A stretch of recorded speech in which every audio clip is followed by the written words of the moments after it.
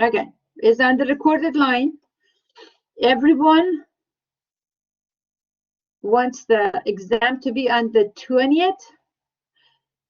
Jonica does not answer, so the vote doesn't count.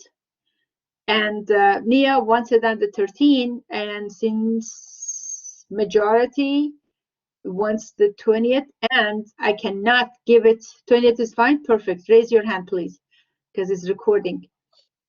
Perfect. So exam is going to be on the 20th, and that's all it takes. You run it on the 20th. I keep it on for the 20th during your class time, and we have no meeting next week.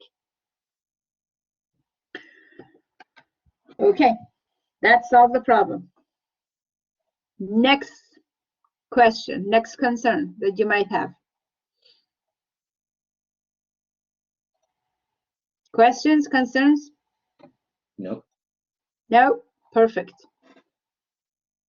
You can all lower your hands at this point. You just click again, it's going to just lower the hands. So, Professor, so there will be no class on the 13th. We have experiment 9 today. Sabrina, we still have the experiment 9 today. We are performing experiment. I was just asking if there's any question or not. Right. So there will be no class meeting on the 13th because we are done with the experiment and we are taking the exam on the 20th. No class meeting on the 13th. Okay.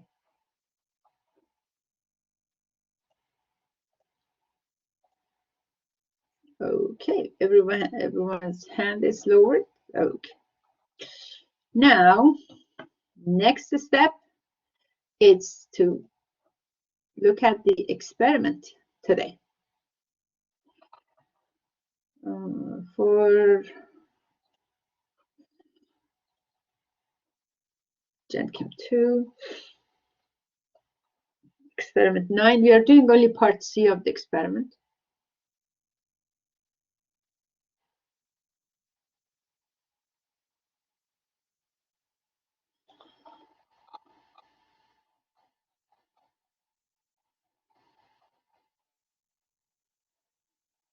In part C of the experiment,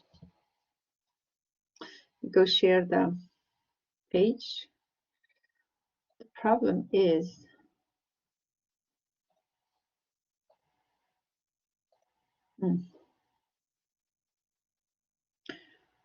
internet is very, gonna have to refresh.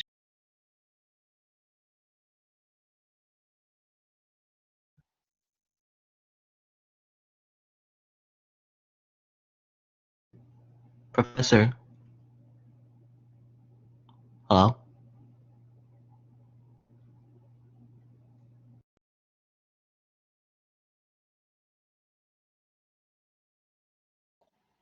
Yes, you had a question? Alex, Yeah. you had a question? Yes.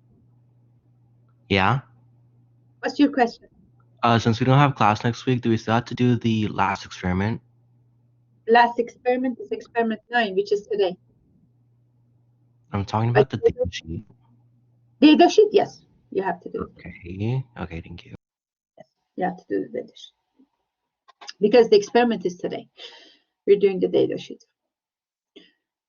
We're not canceling any class. We're just postponing the last experiment, the exam to the 20th because the syllabus says 20th. And I could have changed the syllabus to 13, but since it's going to help everybody, I keep it on the 20th. The reason I could change it because you have already agreed that we can change the dates in the syllabus if needed. But no need at this point because everyone is going to help everyone. Electrolysis of the salt solution. The base for this experiment is based on oxidation reduction. Has oxidation reduction been covered in lecture? Oxidation reduction reaction has been covered or no? No? Okay. For the oxidation reduction reactions, when you have one element losing electron. That means that it's been oxidized. Basically, LEO, or lose of electron, is oxidation. Gain of electron is reduction. So if you see this diagram, the copper metal, if it changes to copper 2+, what would you call that process? If copper changes to copper 2+, copper metal changing to copper 2+, is it called oxidation or reduction? Oxidation meaning lose of electron. That means copper has lost electron to change to copper 2+. The 1045 covers that lose of electron. That would give you a plus charge. The ion that forms is a cation. So if copper changes to copper metal, changes to copper 2+, that means has been oxidized.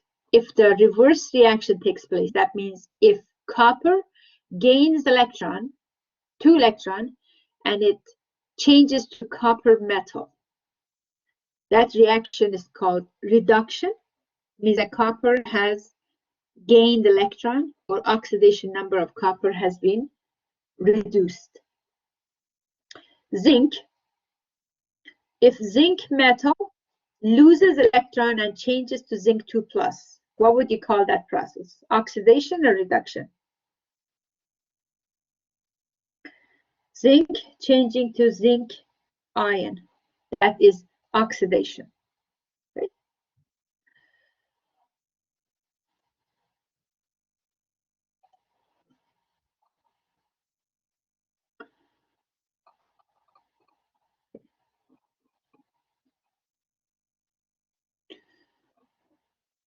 Is this highlighted reaction oxidation or reduction?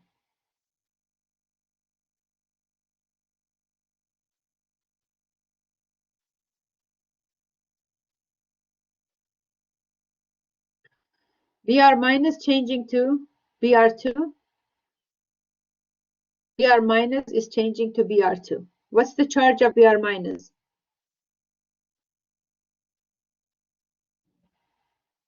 What's the numerical value for the charge of Br minus?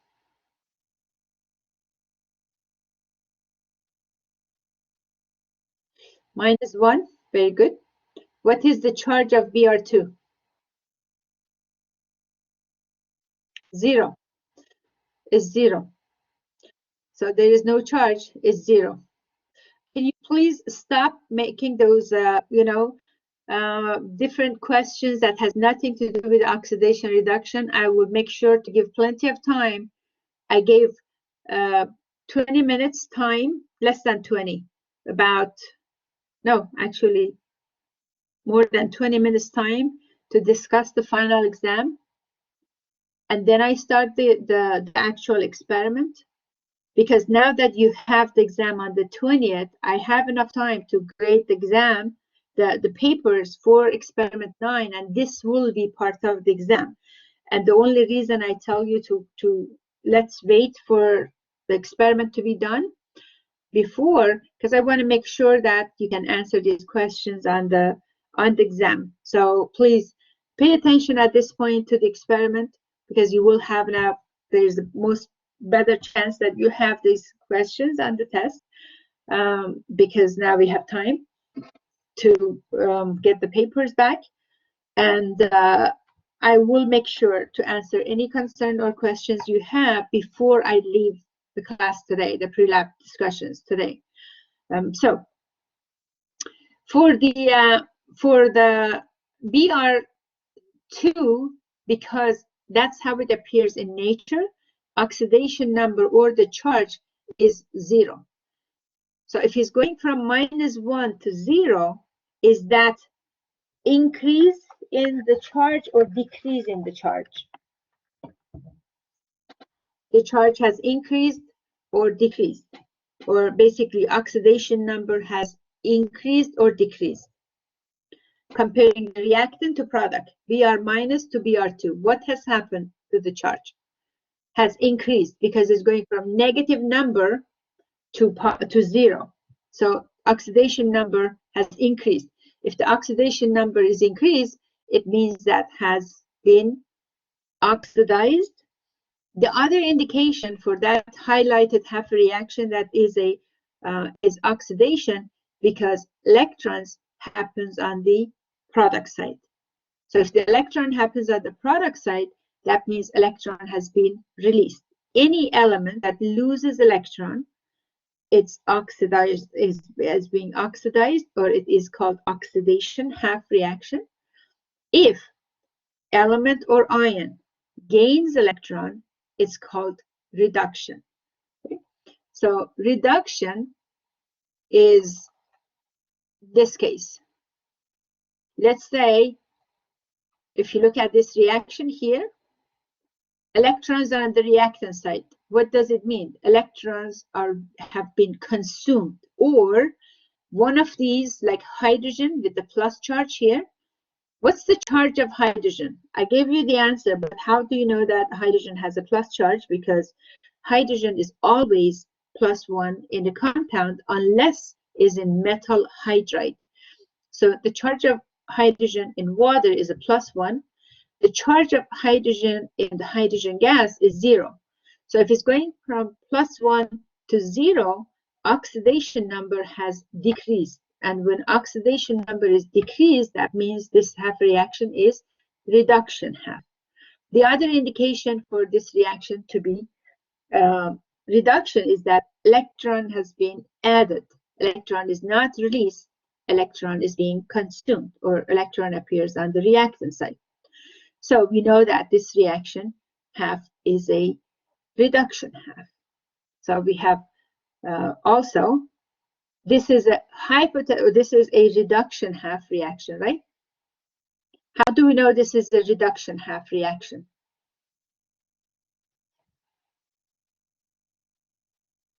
Can you tell me why this reaction is called a reduction half? Reduction is taking place. Electrons being consumed, very good. And what happens to oxidation number? Oxidation number, very good. Oxidation number has decreased. The charge is going from +1 to 0. Oxidation number has decreased, and that is reduction half. Okay, so this is just to introduce you to oxidation half, reduction half.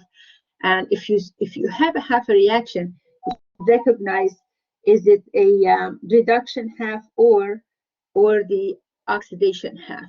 If the electron is on the reactant side, it's called reduction half. If the oxidation number has decreased, is a reduction half reaction. And gain of electron is reduction. GER, like GER, gain electrons, reduction. LEO, Leo, lose electron, oxidation. That's also, it's used often in classes to introduce oxidation reduction. This experiment, part C of this experiment, is very simple, or simply, you are trying to recognize what is happening in the cathode or in the anode when you have the electric cell. In oxidation reduction, there's always one losing electron and one is gaining electron. So that's why it's usually called redox reaction or oxidation reduction reaction. Unless you're creating or generating electricity, so you can actually move the electrons to somewhere else to turn on lights or generate electricity, or how the batteries are working, like the energy is used or movement of electron is used. So in an electric cell that is designed, and you are going to see this in the video, you have a U-shaped glass tube. On one side is called anode, the other side is called cathode. So there are 4 terms you need to know. 1, oxidation half. 2nd, reduction half. 3rd, anode and cathode. What is cathode? Is the side of electric cell that reduction takes place in that side. Anode is the part that oxidation takes place in that part. So experimentally, when we do electrolysis of some solutions today, we want to see if we have two choices for oxidation, two choices for reduction, which one will be oxidized and which one is reduced. So we pick our oxidation half and reduction half based on the evidence for reaction. So the first reaction that we have, let me show you the first reaction, is sodium chloride. Okay, electrolysis of sodium chloride. So you have the NaCl solution in here in the U-shaped glass tube, and then you would connect the electrodes to positive and negative side of a battery. And when you apply this electricity, you are bringing electrons from outside basically, and you are trying to do electrolysis. And in the electrolysis also there is an oxidation reduction reaction. And we want to recognize, based on the choices, what happens in the cathode and what happens in the anode. So please pay attention, because that's the only thing that you will be concerned, and that's what you are going to be asked. When you do electrolysis of sodium chloride, this sodium chloride is an aqueous solution. That means you have water. Okay, so you only have sodium ion, chloride ion, and then you have water. You always have a choice that water can be oxidized or reduced, but if water is oxidized, cannot be reduced in the same reaction. It's either oxidized or is being reduced.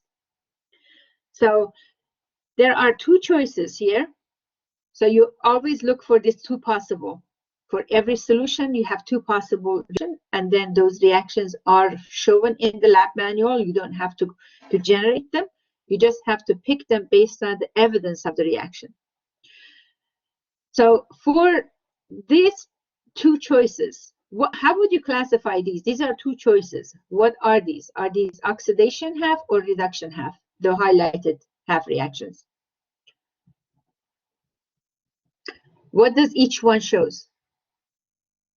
Is it oxidation or reduction taking place there?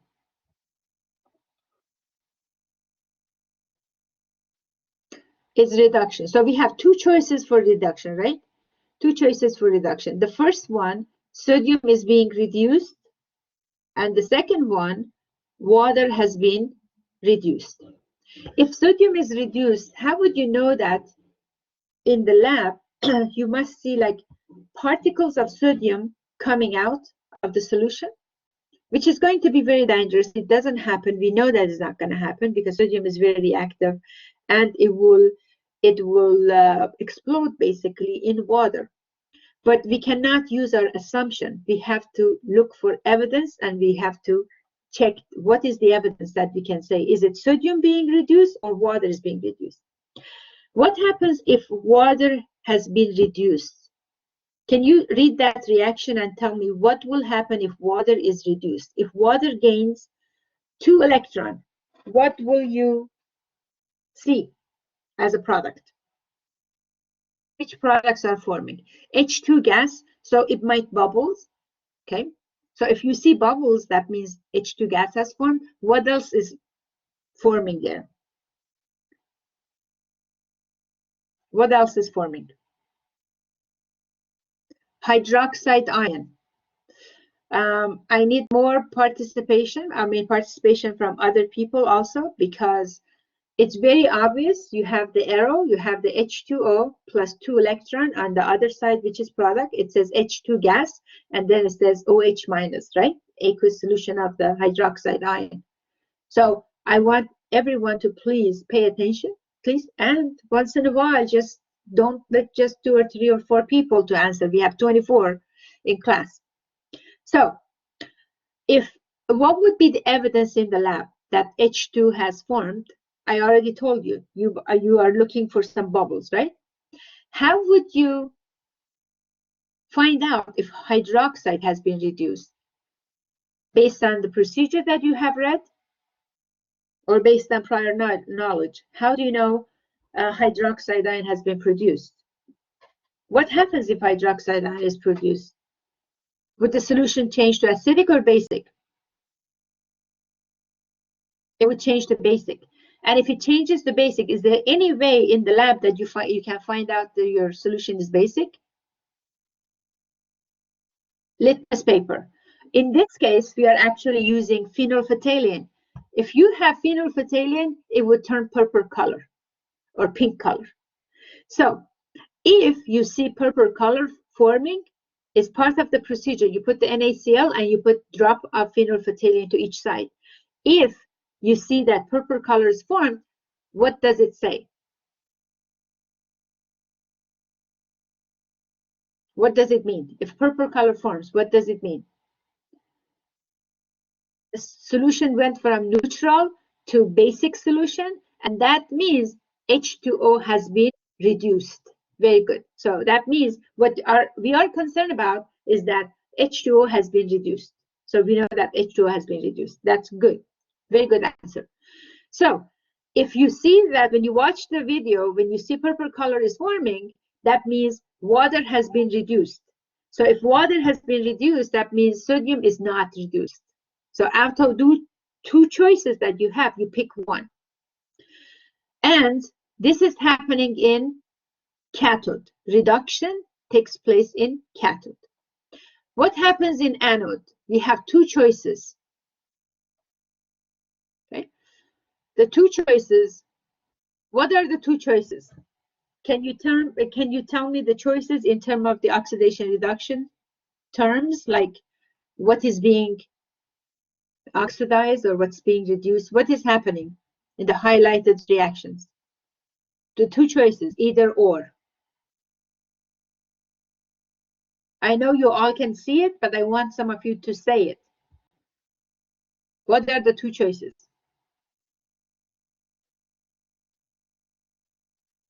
Can you see the highlighted reactions? Just say yes or no, please. Can you hear me? Okay. Yes. Okay. So what are the two choices? What is happening there?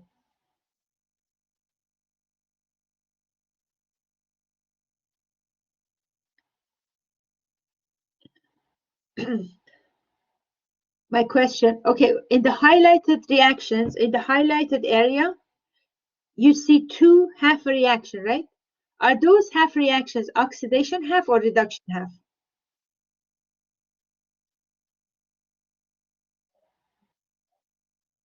Oxidation, very good.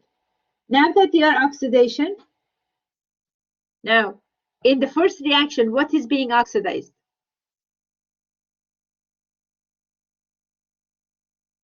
In the first half, chloride, Cl minus has been oxidized.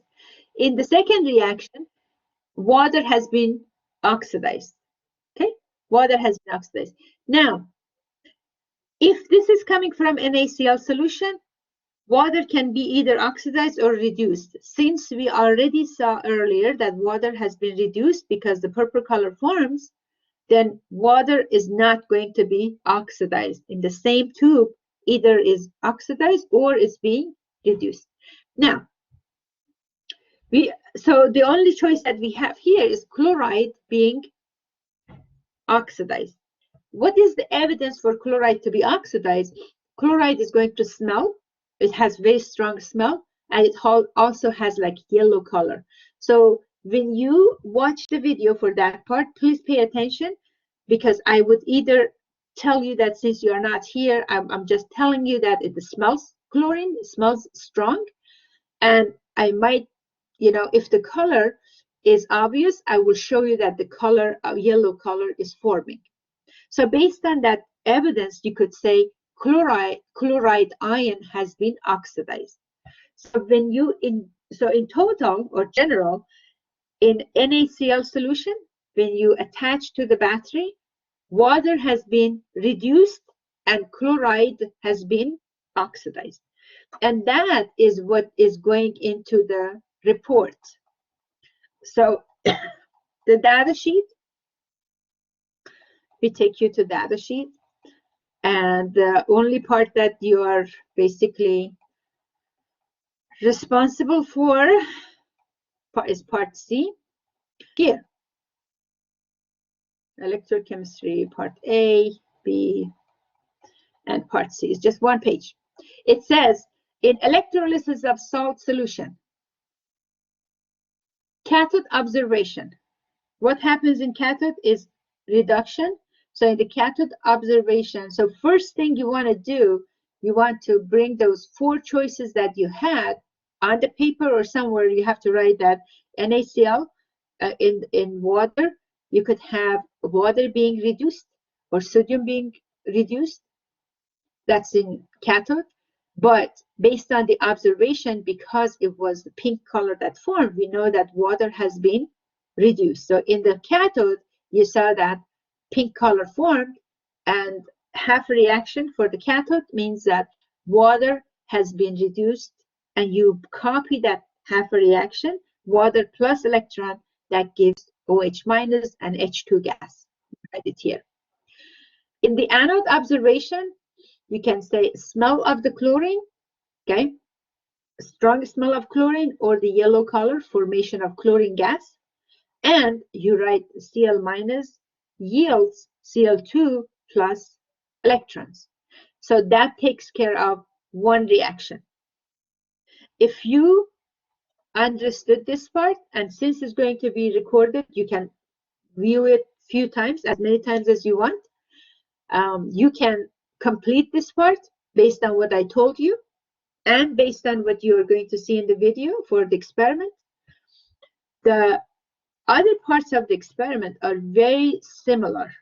So basically, I'm going to just take copper sulfate, okay? I'm not going to give you the evidence. I want you to watch the evidence from the video because it's a very short experiment. I want you to watch that and then decide what is being oxidized and what has been reduced. Reduction happens in cathode. Oxidation happens in anode. So copper sulfate, I take you back to copper sulfate reactions and all the choices, okay? So it's either copper being reduced or water is being reduced. Sulfate is being oxidized or water is being oxidized. So I take you to 4 choices and I ask you to decide on that, and you are going to be using those. Okay. So this is the second salt solution. You have 2 choices. For reduction, okay, you have to pick which one is happening. If copper has been reduced, that goes in the cathode half reaction, and you have to write your observation. What is happening? So if you read this explanation, also it tells you what to look for. That's for cathode. And then for anode, you have, for the anode, you have the water in this case is being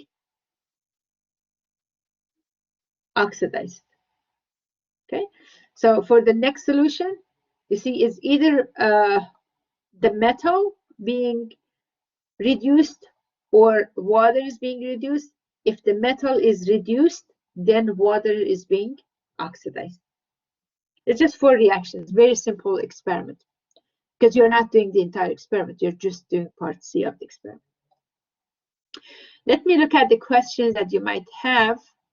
Do you have any questions for me?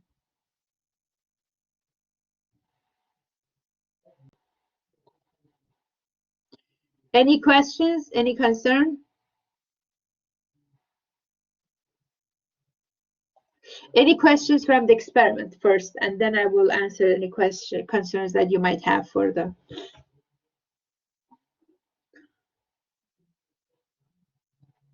Questions?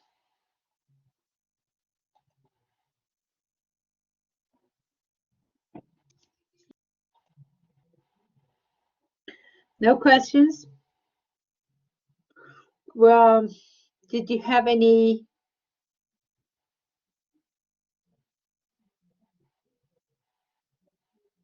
Okay. Now, The concerns for your for the final exam. I go back, or you can say your questions again. What was your question?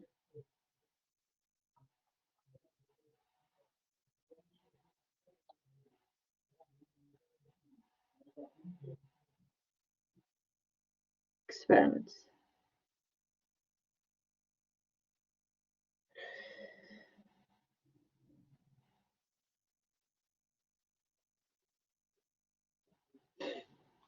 Experiment 1.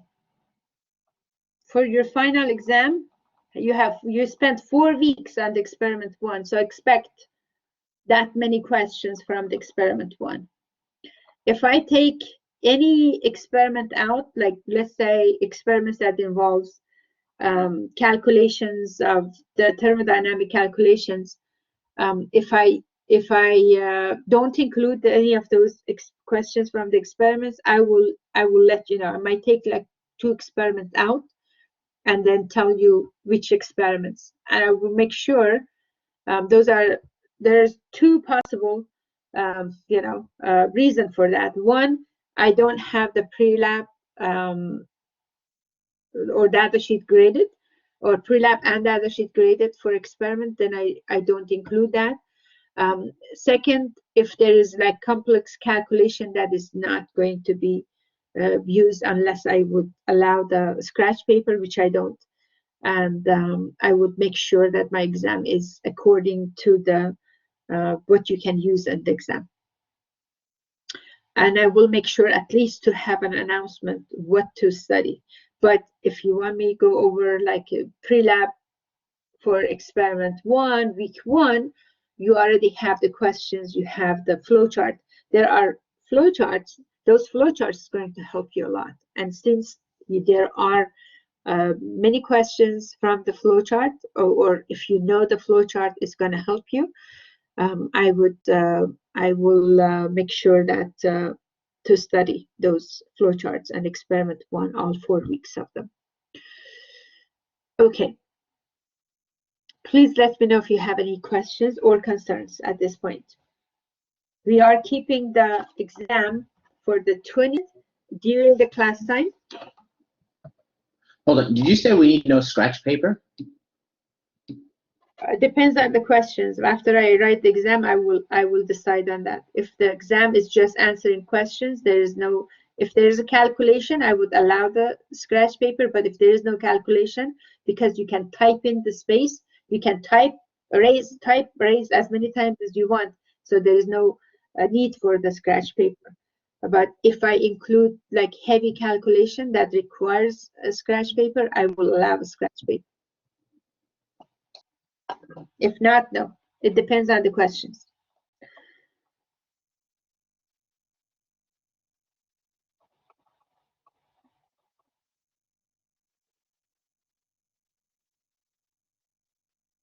Not a practice test, no. Not a practice test. Every pre-lab question is a practice test for you. You just put them all all together. That's like 9 pages. Put all the pre-labs together. That's 9 pages, and maybe some of them are like half a page. So that's like 5 pages of the study guide and the practice test for you. But I would, if there is any experiment that I remove, I will. The flowchart, yes, to answer the pre-lab questions for experiment 1, week 1, 2, and 3, and 4, you need to look at the flowcharts, right? It makes it easier. How many questions I would get? I'm going to try to include some multiple choice questions, and it would be about between 20 to 25 questions.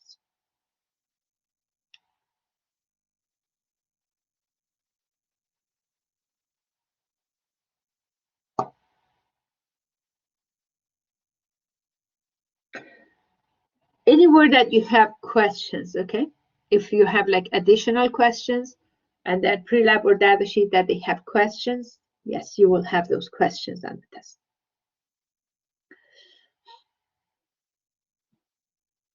You have, remember experiment 1, week 1, 2, and 3, you have also post-lab questions. So those are also pre-lab and post-lab questions.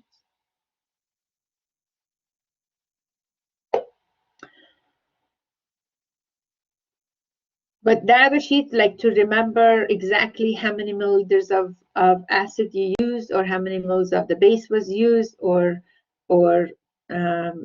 remembering all those details is not going to be on the test.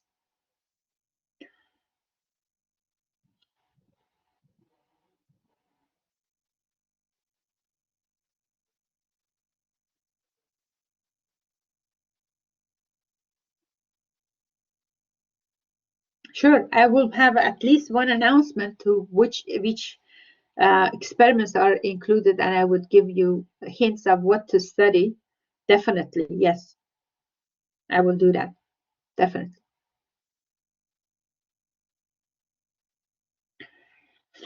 Okay, any other questions you might have? No? Okay, since everybody basically raised hand except today.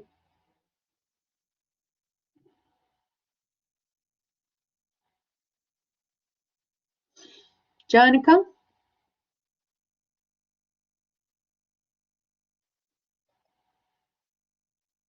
Okay, you're here.